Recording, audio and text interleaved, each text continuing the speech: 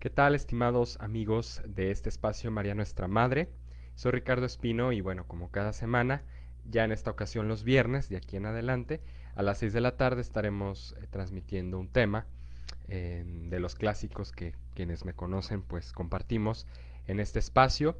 El día de hoy corresponde hablar de dos grandes personajes, bueno, uno santo y otro no santo, pero igual tiene una importancia, reviste una importancia considerable.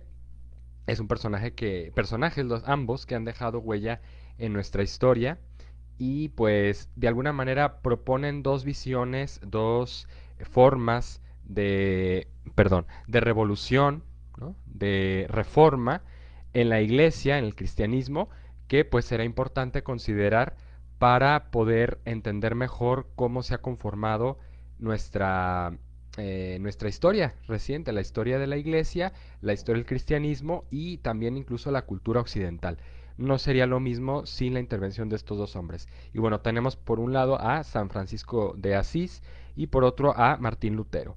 Propongo este tema también, ya saben que me gusta pues precisamente considerar el calendario litúrgico y aunque propiamente no es la fiesta de San Francisco de Asís ni es un aniversario de Martín Lutero, bueno, de Martín Lutero precisamente sí corresponde el aniversario de su muerte hace algunos días, en este mes de febrero, concretamente es el aniversario, perdón, 460 ya, perdón, 475 va a ser 475 aniversario de la muerte de Martín Lutero, 1546.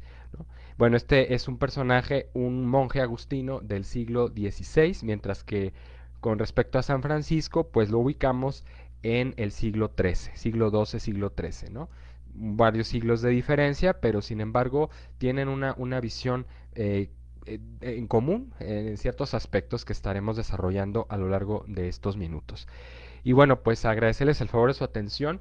Primeramente contextualizarnos, ¿no? Como hombres de su tiempo que fueron ellos dos, es importante saber cuáles eran las circunstancias de cada uno de ellos, a qué problemáticas se enfrentaban en sus ambientes. Por parte de San Francisco tenemos que había pues en la iglesia ya una cierta estructura de poder bastante pues ya consolidada en apogeo, que sin embargo iba mermando también la misma credibilidad, la misma vitalidad de la espiritualidad, porque la iglesia, ¿no? Los obispos, el papa, poseían de alguna manera ciertos privilegios, ciertos títulos, eh, que los hacían verse como más príncipes o señores feudales. En aquella época todavía prevalecía el feudalismo, aunque yo ya iba de bajada, en declive. Sin embargo, había todavía esta situación pues se puede decir de incongruencia, ¿no? Por parte de los representantes, de los líderes de la iglesia, porque parecía que vivían más hacia una apariencia, hacia un estado de vida mundano, ¿sí? Político, con privilegios, como ya dije, y muchas veces dejaban que desear, ¿no? Porque pues igual su predicación no correspondía a su vivencia, ¿no? A su testimonio de vida.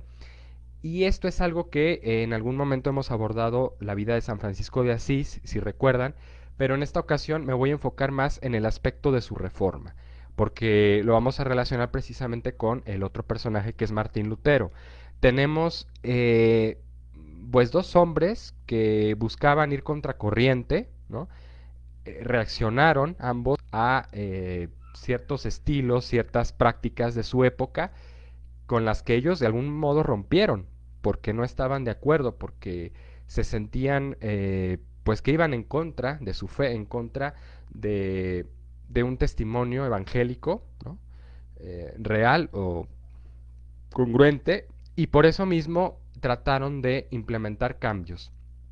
Pero veremos en qué estuvieron de acuerdo, en qué puntos, vamos a decir, convergieron y en otros cuáles tuvieron bastantes divergencias, más bien inclusive tomaron caminos opuestos, de ahí que, pues, como ya decía, uno sea un modelo de santidad para nosotros hasta la fecha y otro sea como un símbolo, ¿no? De división, de cisma, eh, igual hasta de extremismo.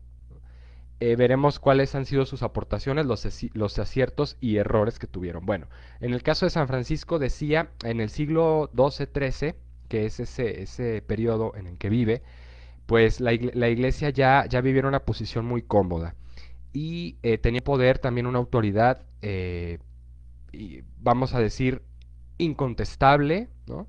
Incuestionable, pero ya aparecían personajes por ahí.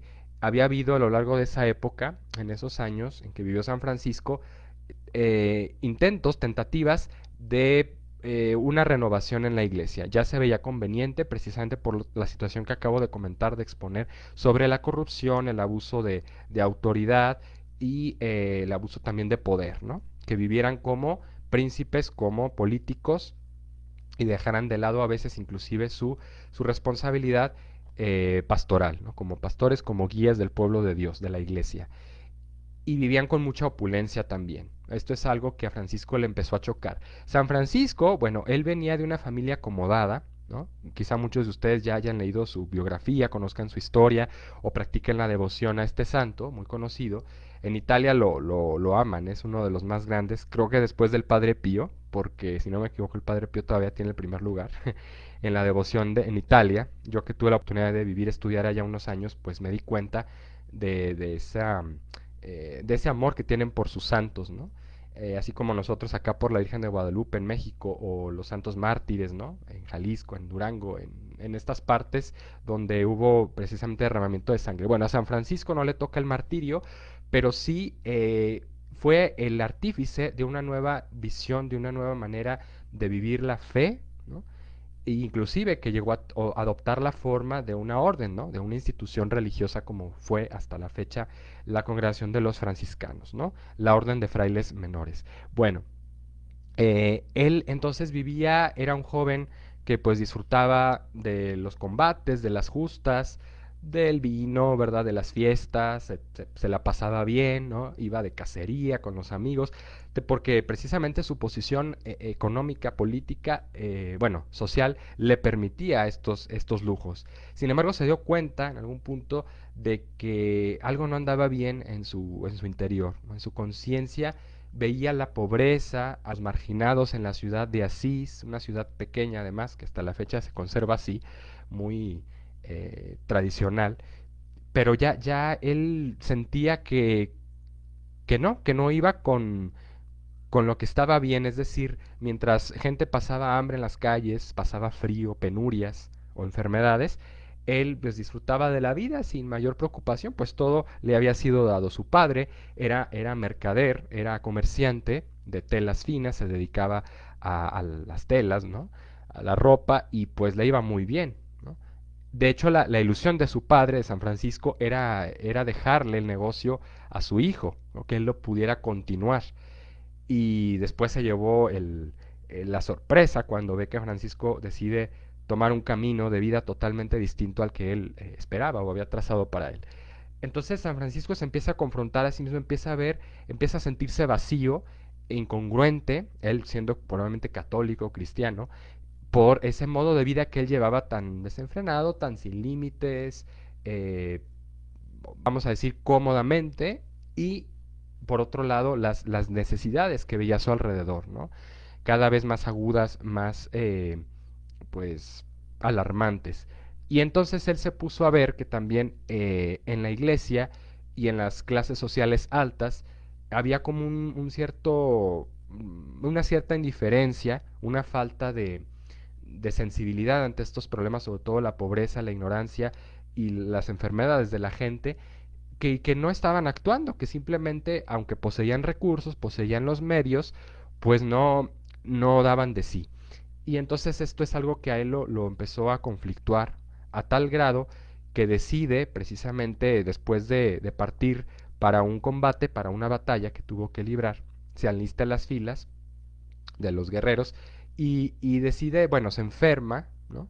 Pero esa enfermedad, hasta cierto punto, según las biografías, pues parece ser que Dios la permite, ¿no? Esa debilidad que empieza a padecer cuando él era un joven vigoroso, fuerte, enérgico, pues de alguna manera eso le obliga a regresar a su casa ¿no? Después de algunas semanas o días en combate, y pues sienten su familia, su padre y su madre, que pues es una vergüenza primero, porque dicen, ay, no habrá desertado mi hijo, no habrá pues manchado el honor de la familia, ¿no? Porque en esa época el honor, la honra de participar en una justa, en un combate, defender las tierras, ¿no? Los privilegios de una ciudad, no sé, era muy importante. Y entonces después se dan cuenta que sí, sí había padecido un problema de salud, entra en una fase de recuperación, y entonces es cuando empieza a meditar en su vida, así como a otros santos les ha sucedido.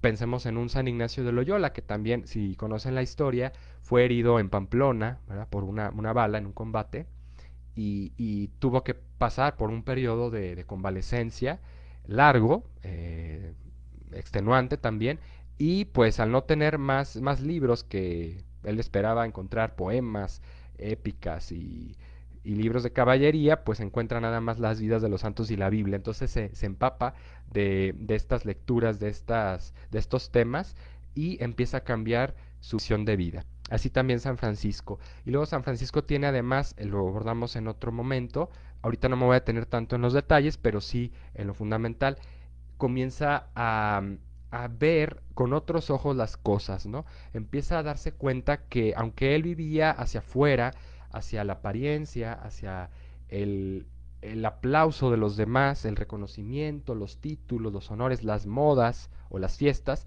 se da cuenta que la vida ya lo tiene todo, y lo tiene todo no por ser rico, de una posición acomodada, sino por tener vida, salud. Empieza a valorar más su salud precisamente a partir de entonces, y los mismos dones que Dios nos da todos los días, ¿no? Desde poder levantarnos en la mañana, la luz del sol, ¿no?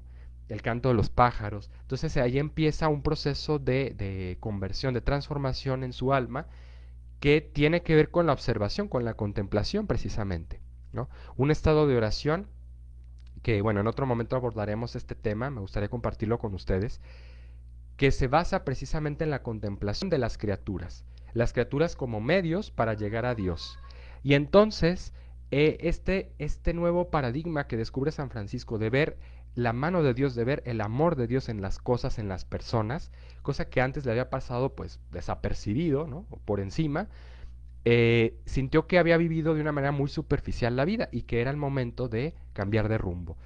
Empieza precisamente su nueva dimensión, ¿no?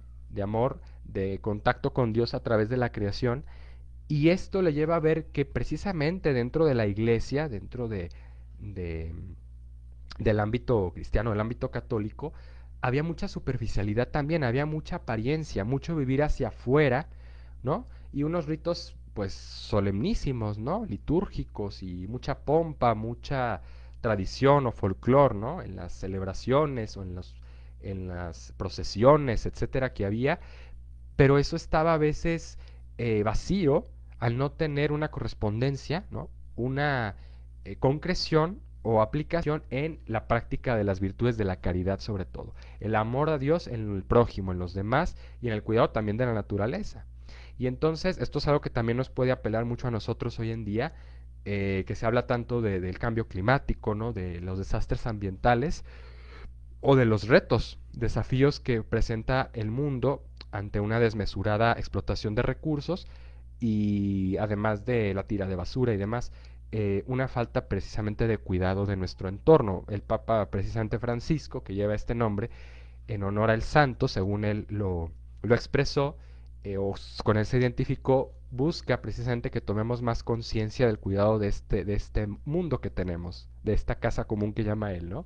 Que no tiene nada que ver con la casa de los, con la asociación, la masonería, ¿verdad? Que ellos denominan también como la orden, la...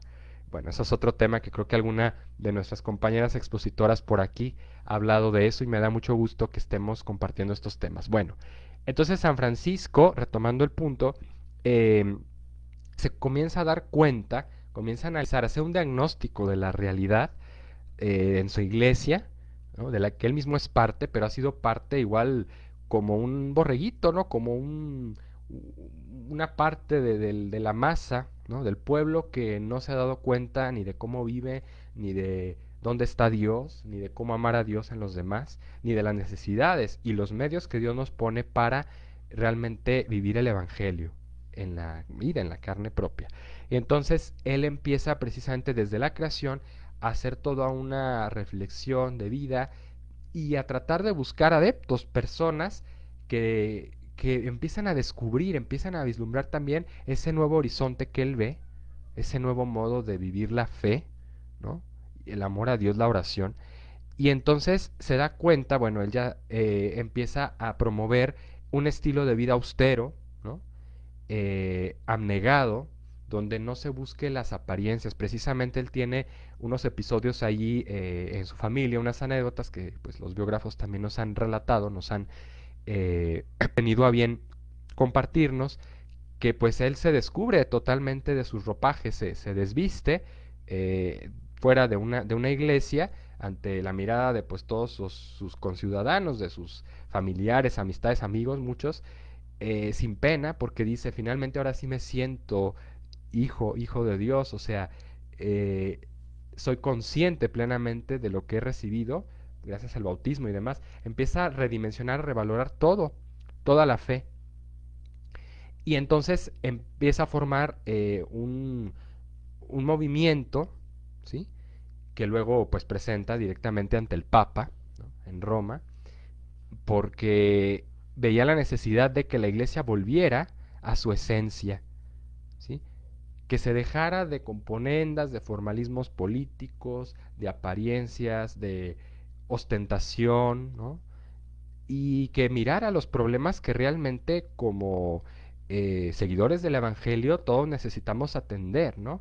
Debemos dejar una huella en este mundo. Y él, la huella que proponía dejar era precisamente a partir de la austeridad, de una vivencia más pobre. Y con pobre no nos estamos refiriendo, creo que ustedes lo pueden entender también, a una falta de higiene, de cuidado, del aspecto personal, ¿no? A una indigencia que tristemente mucha gente cada vez más, quizá en México, en los países que están en desarrollo, por no hablar de los más pobres, de los del tercer mundo, pues se ve esta desigualdad tan marcada, ¿no? Y es algo que preocupa, pero que a veces no ocupa, que todos decimos, sí, los pobres, y qué estamos haciendo, ¿no? ¿Cómo, qué oportunidades les estamos brindando? Sobre todo, a lo mejor a nosotros no nos corresponde, ¿verdad? Como a San Francisco, él hubiera querido, pues, no sé, eliminar, erradicar la pobreza quizá, pero sabía que era muy difícil. Pero lo importante no era tanto darles a los pobres los medios, que sí buscó, por supuesto, gracias a sus fundaciones, a sus eh, a la gente que se sumó también a su misión renovadora, lograr fundar hospicios, hospitales que atendían a los franciscanos, escuelas también, que sirvieran precisamente para instruir a los más pobres, a los más indigentes, analfabetos, etcétera. Y sin embargo, aún con eso no consiguió eliminar, erradicar al 100% el grado, la condición de pobreza. Sin embargo, iba más allá, no era tanto una cuestión de, que se tenía que resolver en términos económicos estrictamente, que sí los hubo, que sí los procuró, pero sobre todo el trato, el afecto, la atención que le dedicaba a las personas. Él, a partir de entonces, de ser un joven que vivía más hacia ensimismado, como hacia sí mismo, ¿no? eh, individualistamente, empezó a ver en los demás y empezó a advertir sus necesidades, el rostro de Dios, ¿no? Su condición de criaturas, de hermanos suyos, así como también lo veían los animales en todos los seres, y empezó a desarrollar también una teología de la creación, una nueva, se puede decir, que no tenía que ver con muchos discursos, con muchas, em, vamos a decir, eh, mítines, ¿no? Reuniones masivas. eh, Empezó dando testimonio, empezó precisamente atendiendo a la gente de la calle, a la gente indigente, a recolectar apoyos económicos también para levantar iglesias, ¿no? Donde funda también su primer convento, etcétera, ya que reúne un grupo de hermanos, de simpatizantes también de esta causa.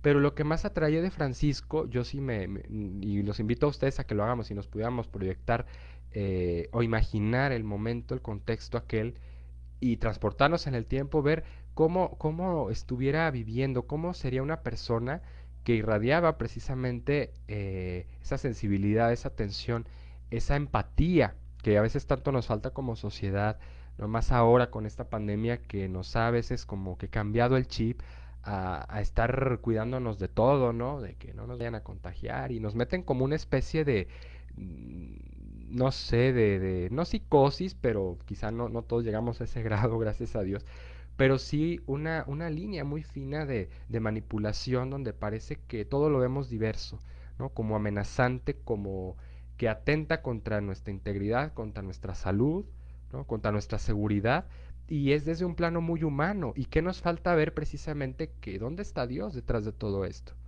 ¿Sí? ¿Por qué el temor a acudir a la iglesia ahora? ¿Por qué ese cierre de templos o restricciones tan estrictas en las normas, ¿no? Nos falta a veces recuperar ese espíritu y mucha gente, tristemente, ustedes lo constatarán, se habrá alejado más de la iglesia o de la práctica de los sacramentos, de los actos de piedad, por ese temor al contagio. ¿Y dónde queda la fe entonces? O sea, como si la iglesia fuera precisamente el ámbito donde te vas a contagiar, si recibir la comunión en la boca fuera un factor de riesgo. ¿Estamos de acuerdo? ¿Qué fuerte es esto? Bueno, aquí estoy usando una pizarrita, pero no he cambiado nada, nada más tengo el título. Quisiera anotar algunos puntos, ya lo he estado comentando sobre San Francisco de Asís. eh, es enfatizar un poquito esta línea, esta renovación que él busca lograr, pero primero en su persona, no es como quien quiere comenzar a cambiar el mundo, pero no ve hacia sí mismo, a sus hábitos, a sus vicios, a sus estructuras de vida que muchas veces ya están, pues eso, viciadas, ¿no? Y que necesita revisar, que necesita transformar. Él empieza por sí mismo a partir de ese momento en que en combate, ¿verdad? Pues recibe ese don también de la enfermedad y entra en una fase también de recuperación, de descanso, pero que le ayuda a limpiar su alma y a obtener una nueva dimensión de las cosas. Luego tendremos el testimonio, volveré a tocar el punto de Francisco y hasta dónde llega precisamente su obra, con Martín Lutero, para darle también espacio en una segunda parte a este otro personaje que pues difiere, bueno, está en distancia unos 3 siglos más o menos, ¿sí? De 1200, esa época de San Francisco, hasta 1500, ¿no? En 1520 pues se da a conocer Martín Lutero, un monje agustino alemán, ¿sí? Por sus famosas tesis contra el Papa. Él las publica en la catedral, no sé si exactamente fue en Worms o en una de estas ciudades alemanas, porque pues él pretendía llamar, precisamente convocar a un cambio, a una nueva manera de vivir la fe, de vivir también el respeto a la autoridad y de que la autoridad, ¿no? Se diera a respetar en la iglesia. Porque, bueno, Martín Lutero era un hombre muy estudioso, un poquito diferente al contexto que le tocó a San Francisco. San Francisco no se abocó tanto al estudio como quizá hubiera querido. Bueno, al principio sí, pero luego fue tal su afán de estar con la gente, de entregarse al otro, al prójimo, que no se enfocó, iba a decir la palabra obsesión, pero no me gusta tanto, no se metió tanto en el ámbito académico. En cambio, Martín Lutero sí que por el interés también que tenía su padre en que terminara sus estudios, recordemos que hasta esta época, principios de la Edad Moderna, todavía con ciertos paradigmas, ciertas formas de vida medievales, que le tocaron a Martín Lutero, pues el estudiar era un lujo, no todos podían acceder a estudios y menos universitarios. Su padre quería que se titulara en leyes de derecho y así fue. Martín entra precisamente al convento, los agustinos, a la orden agustina, para especializarse, estudiar además de filosofía, teología, pues jurisprudencia o derecho. Y bueno, desde ahí empieza un poquito esta cuestión de sus conflictos personales existenciales, que así como los tuvo San Francisco, Martín Lutero, por otro lado, según se sabe, eh, tenía muchas dudas de fe, pero sobre todo su principal problema con lo que tuvo que luchar, y esto es algo quizá que, así como la enfermedad de Francisco, esa insatisfacción que sentía, a Martín le envió Dios, le permitió que padeciera una especie de aridez espiritual, de hastío, ¿no? Por pues los métodos, las fórmulas quizá que se establecían dentro de la orden, y él empezaba a sentir que no era suficiente su esfuerzo, su virtud, empezaba a tener tentaciones de desánimo, de desconfianza, inclusive, pues se sabe, bueno, él mismo por ahí lo plasma, de que tenía apariciones, pues, del demonio, pero muchos santos sabemos que también la sufrieron, ¿no? Tentaciones del demonio, de la carne o de la irascibilidad, concupiscencia, irascibilidad, o sobre todo eran de soberbia más que de la carne, tentaciones de no sentirse digno, no sentirse suficiente, o más bien, eh, pues que creyera que estaba por encima de los demás, ¿no? Que era el más docto, el más sabio, al que se le debían de rendir los honores. Y quizá fue esa lucha, esa dialéctica en su alma, ¿no? En su mente, lo que le propiciaba ese rechazo, ¿no? Al mismo sistema, a la misma dinámica que él llevaba de vida dentro de la orden agustina. Y él después viaja a Roma, ¿no? Tiene también encuentros con pues las altas, vamos a decir, esferas en la iglesia, ¿no? Llega hasta el Vaticano y demás. Él iba también en uno de esos viajes, se recuenta que iba en calidad de peregrino. Y Martín empezó a ver, empezó a perder un poquito la distinción de las cosas hasta cierto punto, porque veía ciertas prácticas, ¿no? Por ejemplo, que las devociones, ¿no? Una devoción a veces un tanto ciega, así como la percibía él, a los santos, a las reliquias, ¿no? O los mismos peregrinos que acudían a Roma en masa desde aquellas épocas, pues que a veces iban así, ¿no? De rodillas, avanzando y en la escala santa, en aquellas grandes basílicas, pidiendo perdón o haciendo mandas, votos, lo que fuera, y él decía, es que esto es precisamente contra lo que yo estoy luchando, esa falsa piedad, esa falsa evidencia de la fe que solamente es exterior, que solamente es mortificación, ¿no? Darme de latigazos, aplicarme penitencias o mortificaciones carnales, pero que finalmente no cambian el alma, ¿no? Que el hombre, las personas piensan que eso las va a salvar.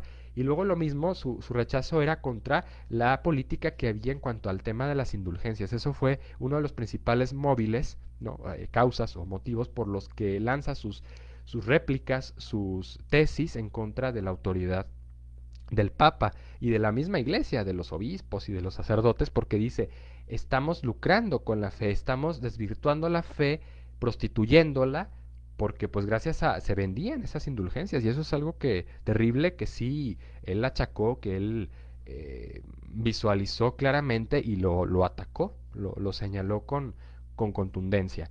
Sin embargo, empieza a perder como que esas pequeñas líneas, esas pequeñas distinciones entre, aunque los hombres, ¿verdad? Nos equivoquemos, aunque hagamos cosas malas, no por eso somos, o sea, malos, ¿no? No nos podemos reducir a lo que nuestros errores, nuestros actos, nuestros accidentes a veces nos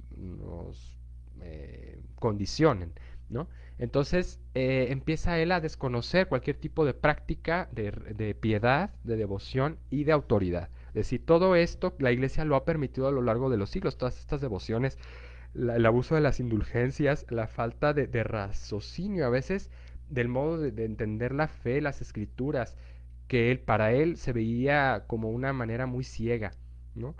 Y sin embargo, después sus seguidores, lo veremos si alcanza el tiempo, cayeron en el mismo error que él quería corregir o denunciaba, porque se hicieron totalmente radicales, ¿no? Hasta el punto de no reconocer más que a la letra algunas expresiones bíblicas, ¿no?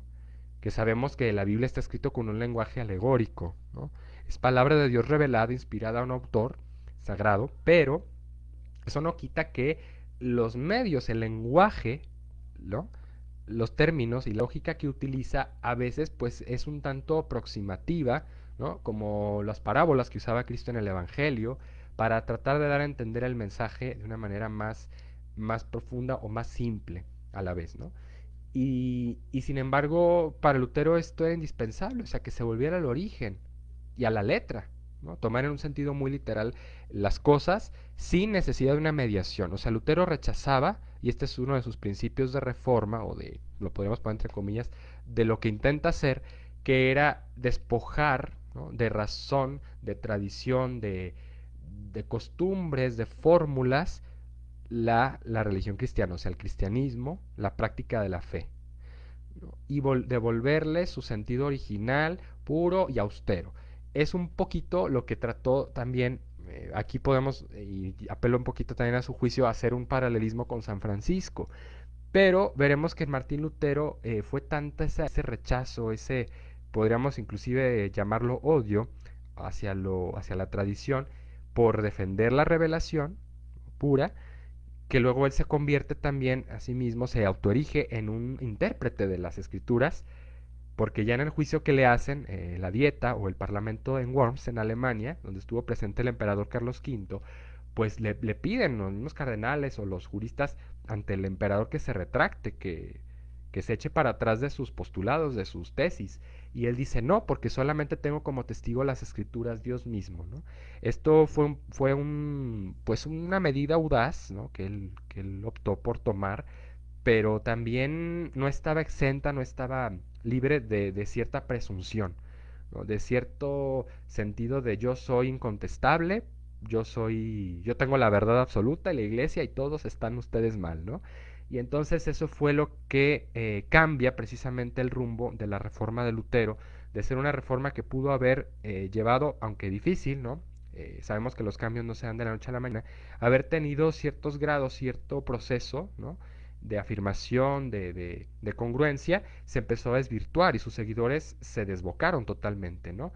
Empezaron a quemar iglesias, libros, la misma Biblia, la Biblia traducida por San Jerónimo en el siglo IV, sí, en el siglo IV, llamada la Vulgata, ¿no? Porque es la traducción, perdón, del griego al latín vulgar comprensible.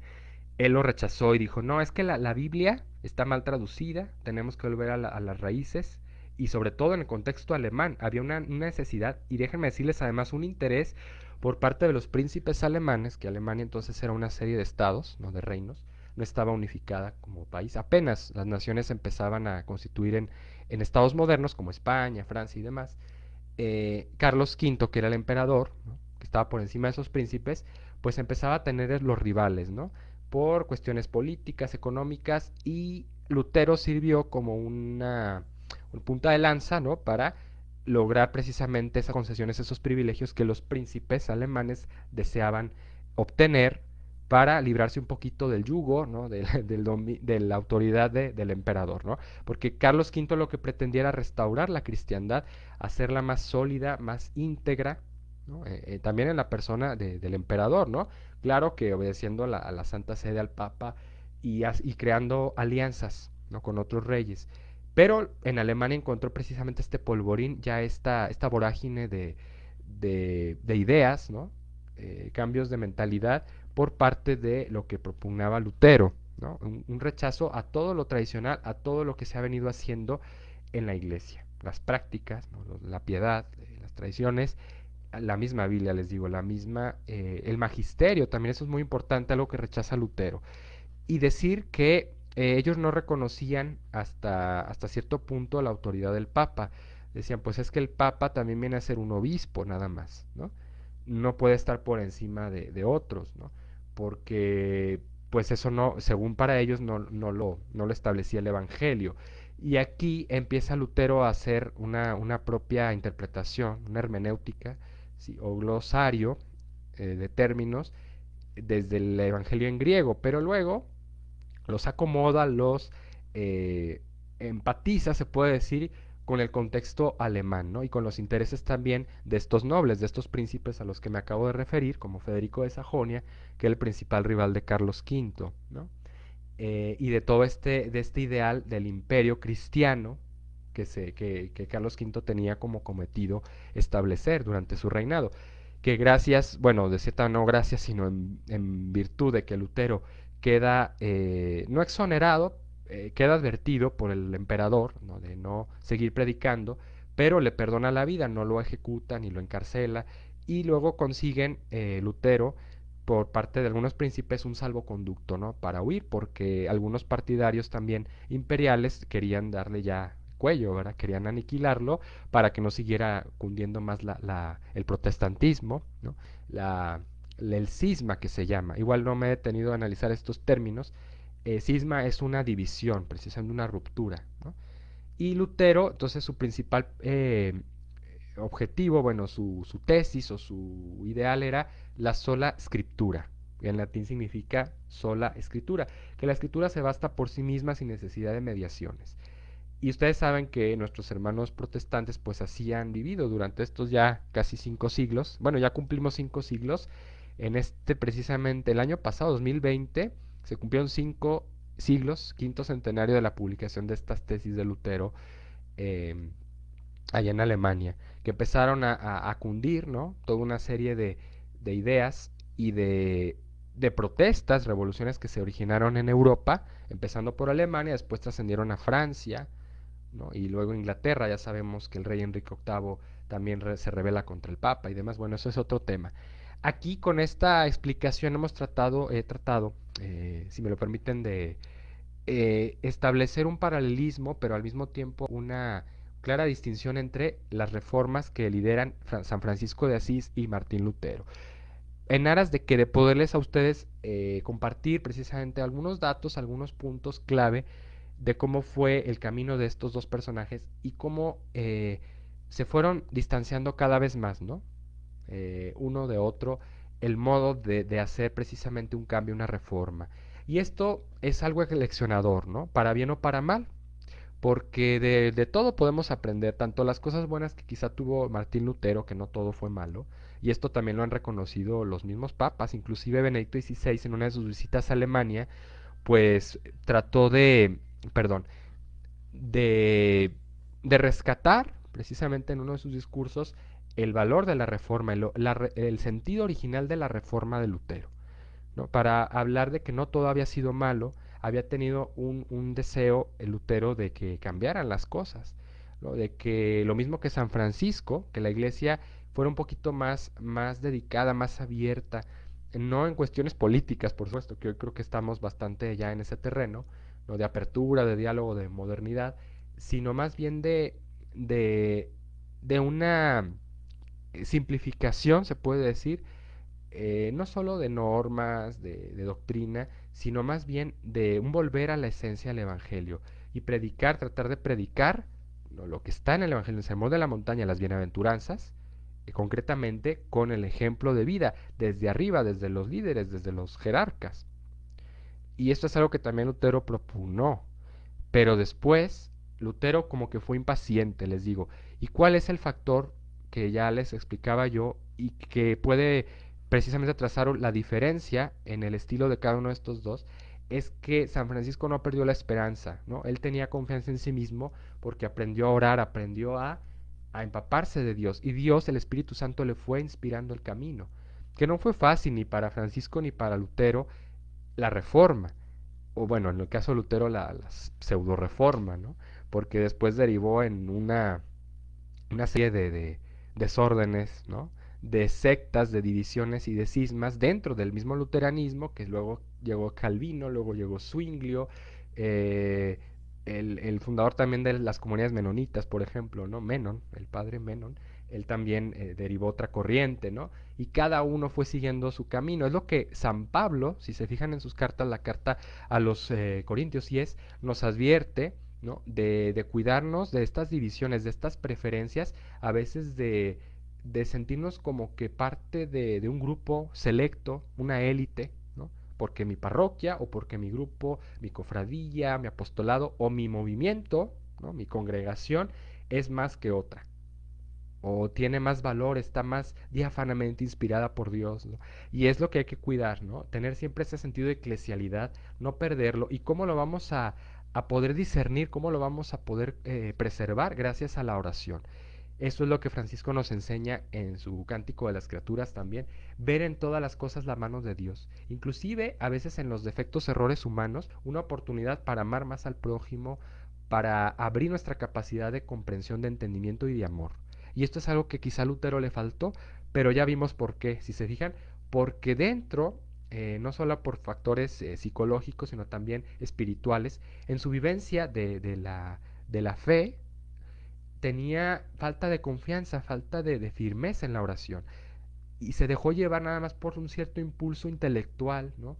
que sí era muy agudo, una mente brillante, el Martín Lutero. eh, Sabía detectar las necesidades, los vicios, los problemas y plasmar, plantear puntos para solucionarlo. Pero el problema fue que se dejó quizá tentar por esa soberbia, por ese deseo de ser no solo reconocido, sino también incontestado, ¿no? Que no tuviera nadie que refutarle nada, o sea, se sintió como tan seguro de sí mismo, tan pretencioso, que entonces pierde, como decimos, el piso, ¿no? Se subió tanta la nube y ya después no pudo controlar el avance de lo que había sembrado, de esa discordia, de esa división, de esa ruptura precisamente. Y es lo que nos enseñan los santos, volviendo al ejemplo de San Francisco, a saber discernir. El discernimiento es muy importante porque a veces nos podemos despistar, nos podemos polarizar y exigirnos tanto la purificación, la mortificación, ahora con la cuaresma, ¿no? A lo mejor hay quien esté pensando en el ayuno y el ayuno por el ayuno y la mortificación, pero ¿por qué y para qué? Siempre plantearnos este esquema de causas, ¿no? Yo, pues ya saben que les he compartido aquí temas en calidad de filósofo también. Las causas nos pueden ayudar mucho en nuestra vida. Las propuso Aristóteles, un filósofo griego, pero de veras que estos santos las han aprendido a aplicar porque ellos saben de dónde vienen, ¿no? Su causa eficiente que es Dios, la causa ejemplar, ¿no? ¿Por qué están en este mundo? Un motivo, porque Dios me ama, el amor de Dios también.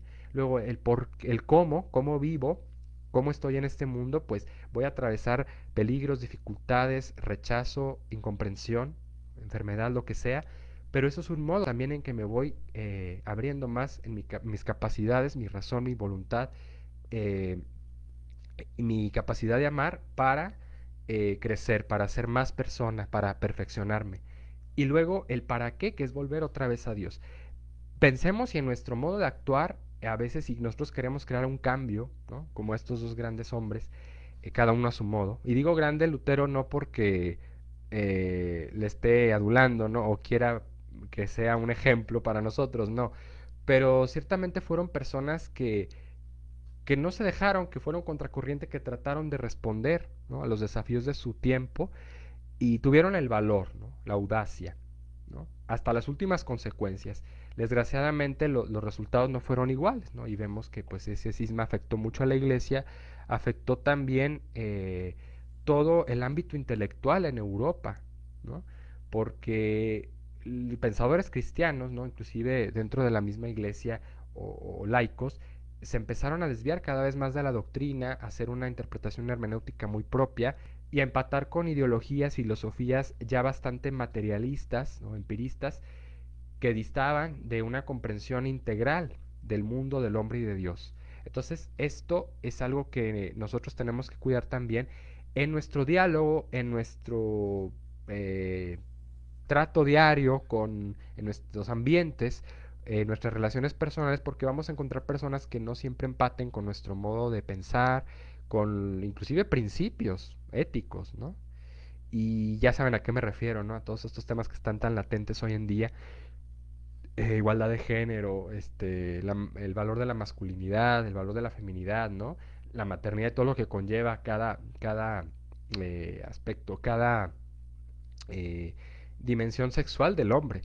Y luego también el aborto, y bueno, por mencionarles algunos de los que están más agudos en esta época, vamos a tener que aprender a ser muy prudentes, pedirle mucha luz al Espíritu Santo para expresarnos con las palabras adecuadas. San Francisco cuando llega con el Papa, pues no le va a decir usted que ha sido un eh, político, ¿no? Que ha vivido como príncipe, como rey, y donde ha dejado su misión o de ser eh, un líder espiritual. Eso seguramente se lo quiso imprecar Lutero al Papa de entonces a la cara.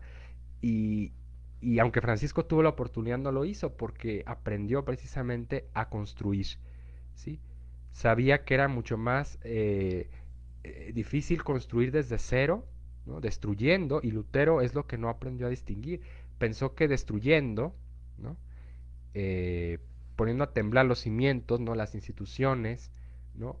La autoridad y las tradiciones, todo, la misma cultura, con sus aciertos y errores, pero quería derribarla, volverla a las cenizas. para reemerger de ahí, ¿no? Y este pensamiento también ustedes lo van a poder encontrar en muchos de los filósofos actuales o de modernos y contemporáneos. Hay un cierto pensamiento parecido en Martín Lutero con respecto a Friedrich Nietzsche.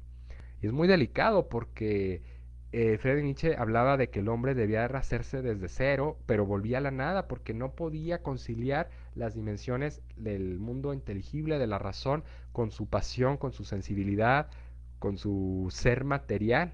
Era algo irreconciliable. Entonces, esto es una ruptura, esta es una brecha que empieza a abrir el protestantismo, ese tipo de pensamiento, del que luego se embeben ya los pensadores alemanes. Yo ahorita porque estoy dando también filosofía contemporánea y lo traigo un poquito muy actual, muy fresco, pero les digo, sí, sí es importante y no solo en el terreno intelectual de las ideas, sino aterrizarlo ya en nuestras relaciones personales, cómo buscamos los cambios en nuestra misma casa, en nuestras costumbres, en nuestros hábitos de vida para mejorar, ¿no? Si siempre estamos criticando, señalando lo que está mal, em, machacando y machacando, ridiculizando a veces, ¿no? ¿Cuáles son nuestros métodos? Pensemos, volvamos al ejemplo de estos santos y replanteémonos un nuevo esquema de vida de cómo hacer las cosas desde nuestra propia iglesia, que ya sabemos como creyentes es nuestra iglesia doméstica, la casa, ¿no? En nuestros seres queridos, nuestros más cercanos, nuestro trabajo, nuestras amistades, etcétera, y trazando puentes como hizo San Francisco. San Francisco también tuvo que vérselas con los moros, con los musulmanes, con el sultano en aquella época, para obtener precisamente un, un respeto y una autonomía en el cuidado de los lugares santos. Cuando ya van a Jerusalén los franciscanos, la primera comunidad, y están en medio también de un polvorín, ¿no? Un terreno en discordia, ¿no? Disputado por judíos, musulmanes, cristianos, y entonces él trasciende, va más allá de los aspectos meramente políticos y trata de establecer una negociación con estas personas. Y es algo que solamente pueden lograr los hombres, los individuos que tenemos, que tienen una inteligencia emocional bien trabajada, ¿no? Pero que empata con todo, o sea, no solamente es trabajar mis emociones, sino echar mano de la oración, ¿no? Porque no solamente somos seres emocionales, sensitivos, sino también somos seres sobre todo espirituales. Entonces tiene que haber una coordinación y estar precisamente aprovechando todos los medios que hoy en día tenemos para construir mejor nuestras relaciones, evitando cismas, evitando divisiones. Es muy fácil dividir, ¿no? Porque si tú no estás conmigo, si tú no piensas igual que yo, entonces te margino, te veto, te etiqueto. Y es algo que el protestantismo nos ha heredado, tristemente, y no nos damos cuenta, pensamos, no, pues México no es protestante, hay muy pocas sectas, ¿no? Que ya cada vez hay más. Pero ese pensamiento, quieran que no, ha trascendido precisamente la religión o el aspecto espiritual en el modo de cómo convivimos entre nosotros. Entonces, ya voy cerrando ahora sí porque se nos agota el tiempo y ya más o menos habiendo establecido este esquema, este recorrido por la vida y la propuesta reformadora de estos dos personajes, podemos nosotros tomar pie, tomar referencia para nuestra actividad, nuestro modo de actuar y de vivir en este siglo XXI. Así que mucho ánimo, agradezco el favor de su atención y pues nos vemos la próxima.